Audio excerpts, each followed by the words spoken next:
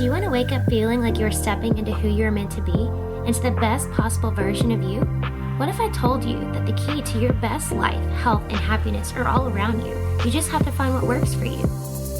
I'm Hope Pedraza, and I believe that there isn't just one way to live a healthy and meaningful life, and that all you need is a little inspiration to make changes that last from the inside out. Each week, I'll be sharing tangible tips and inspirational interviews to help you on your journey. These are the steps to take to improve your life and live with purpose. This is Hopeful and Wholesome. Hey y'all, welcome back to Hopeful and Wholesome. I am doing a quick episode today about detox. And I've talked a handful of times about detox here. And you'll probably hear me repeat a few things I've said before. But when we hear the word detox, a lot of times we think of this crazy diet, crazy cleanse. We think of we have to sit on the toilet all day, we have to eat weird things, or that we have to take 5,000 supplements to get us to that detox phase. And what I wanted to talk about today is how to detox without the supplements, right? Ways to detox without taking all of the supplements. And not to say that that's not helpful, and that's definitely part of the protocol that I have my clients do when we're working together. There's always supplements that play a part in it because they help supplement what we're trying to do, right? But really, when we're talking about detox, and I know people can get the, impression that it's this really harsh thing, but all we're talking about, detoxification, is just helping your detoxification organs, right? So it's your liver, your gallbladder, your kidneys, your bladder, all of those organs that help detoxify the body. And we're just trying to help those out. Your lymphatic system, your drainage system, right? All of those. So yes, supplements can play a part and can be super supportive. But if you're looking at ways to just naturally help your body detox, and just basically just means you want to support your detoxification organs. I think everybody can benefit from that, right? And I think a lot of people, that's all they're looking for. They're not looking for some crazy juice fast or whatever. They just want to help support the detox organs. So I want to mention a few things here today to help with that. And basically it's just things that you can add into your weekly practice, or foods you can add to help support detox organs, help support the detoxification pathways in the body. So first, may not come as a surprise to you, I just want to talk about hydration. And as I've said in multiple episodes before, and if this is your first episode listening, I encourage you to go back and listen to my episode about supporting with minerals and the episode about the truth about salt, all of that, so you can kind of get some deeper insight into this. But when we're talking about hydration, it's not just about the water, right? It's not just hydrating with water, because that can actually work against us in some cases. If we're just hydrating with water all day, every day, it's going to make you pee more. And when you're peeing, all you're doing is getting rid of extra things that your body didn't need, right? So you're just peeing out excess minerals, vitamins and minerals. When you're supporting your hydration with salt, with a good quality salt, of course, go back and listen to that episode about salt, you're helping your body actually hydrate itself. You're helping your cells actually hydrate themselves. Same thing with electrolytes, right? It's not just about the water. We need the electrolytes, sodium, potassium, magnesium, calcium. All of those are going to help the body and help your cells stay hydrated. And with that, you're going to help support your detoxification organs. We need all of those electrolytes. These are what's sending electrical signals throughout the body. So it's what's helping every organ and every process in the body, including detoxification. So we need all of those. So that's first and foremost. I would never have anyone start any other detox practice or detox anything without first focusing on hydration. There's no point in doing anything if you're not hydrating properly. And with the water piece, you want to aim to get around 3 liters of water a day. That's typically my recommendation. And adding to that, right, some salt, some electrolytes, so you're not just drinking 3 liters of plain water. All right, next, moving on to your detox pathways. And really, well, let me back up. Really what I want to focus on is phase 1 and phase 2 detoxification in your liver. Without getting too sciencey, because I don't know, that wasn't my purpose today to get to nerd out too much on this. Although, I could. There are 2 phases of detox that your liver is responsible for. And each of these are responsible for breaking down things in a different way to help your body excrete things that it doesn't need, and break things down into basically breaking it down to like smaller pieces, more manageable pieces for your body to excrete. So it's breaking down toxins, hormones, chemicals, all those kind of things that are in your body so your body can excrete it. Now, when we start having issues with phase one and phase two, so it's sulfation and methylation are the two main pieces I'm talking about. When we start having issues with those is when we start to hold on to things, right? We start to hold on to toxins and heavy metals and excess hormones like estrogen, right? And so we can support these with supplements, of course, but really and truly, the best way to support these is with food. So first and foremost, lots of cruciferous veggies, lots of sulfurous veggies are going to help with that process.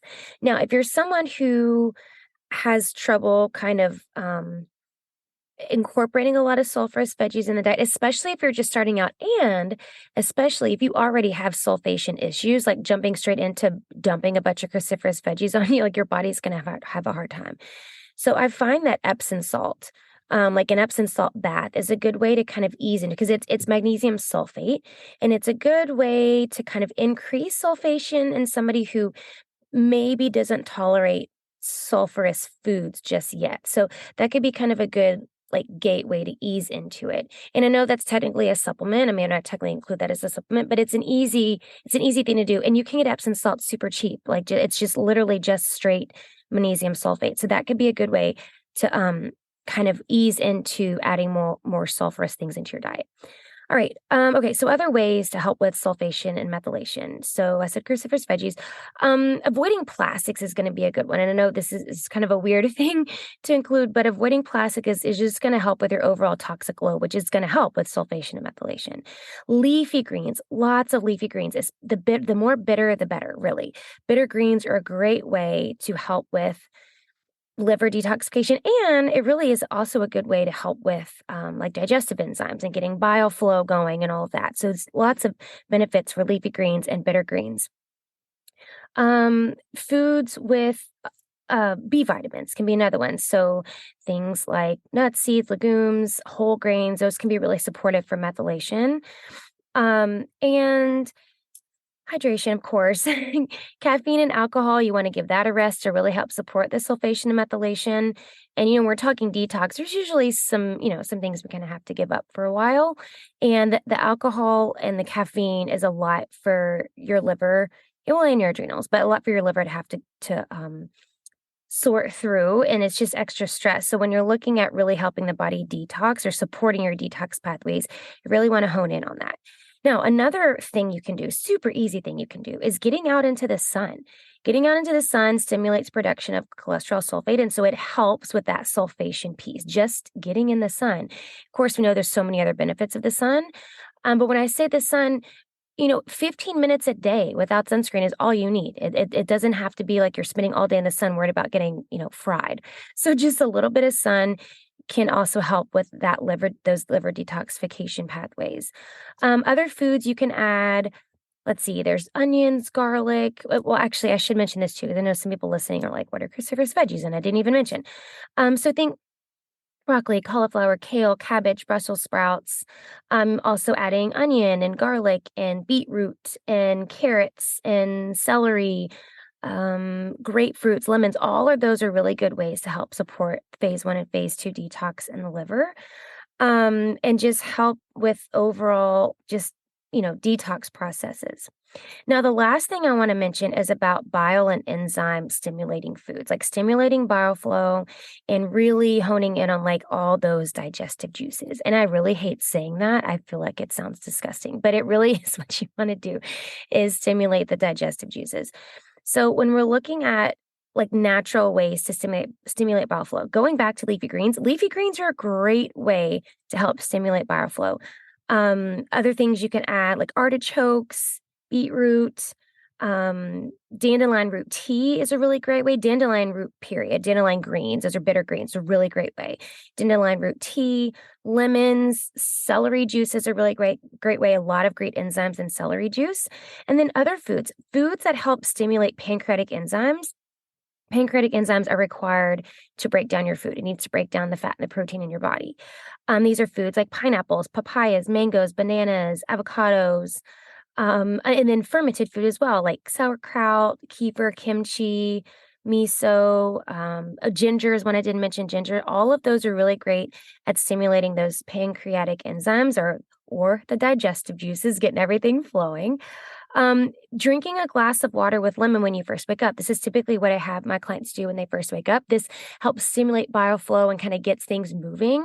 And then adding a little pinch of salt is a little extra supportive for your adrenals. So doing that in the morning. Being mindful of sugar and processed foods, that's going to kind of inhibit your bile flow, right? It's going to kind of slow things down. Bitter foods, bitter greens, um, teas are really good. Good quality, like I said, I mentioned dandelion tea, but other like mint, any kind of mint, like peppermint, spearmint, mint teas, and making sure, of course, it's like good quality and not made from, synthetic crap. Um, Green teas, ginger, lemon teas, all of those are going to be really supportive for bile flow. So really, to sum it all up, I know this was quick and I wanted it to be quick because it really doesn't have to be complicated. When you're looking at supporting detox or your detoxification organs, it's all about supporting the liver detox pathways, supporting bile flow, hydration, hydrated cells, your hydrated organs and glands, right? And stimulating those enzymes to help break down the food. It's just making all of the processes, like the catabolic processes in your body, the processes in the body that helps break things down. It's making those easier on your body, and everything I just listed, all the foods and those practices can help ease those. Other things you can do, right? Castor oil packs I talk about all the time. Castor oil packs are a great way to help enhance these detox methods. Things like dry brushing, which helps stimulate your lymphatic system. Things like tongue scraping and oil pulling and help with the oral microbiome can help. It just helps overall with detoxification in the body. So summing it all up, you don't have to go through a whole complex detox thing. Like you don't have to go through a whole complex cleanse or a 10-day juice cleanse or, all these other things that are out there. It doesn't have to be that complicated. Literally just supporting your body with the right food, the right practices gives your detox organs or detox pathways all the support that it needs. And then of course, it all goes back to how you're supporting your body from the other side of it, right? It's limiting your toxic exposure. It's reducing your toxic overload so that we're not putting so much strain and stress on the detox organs. Because yes, you hear doctors and other people talk about how, you don't need to detox your body because that's what your detox organs are for.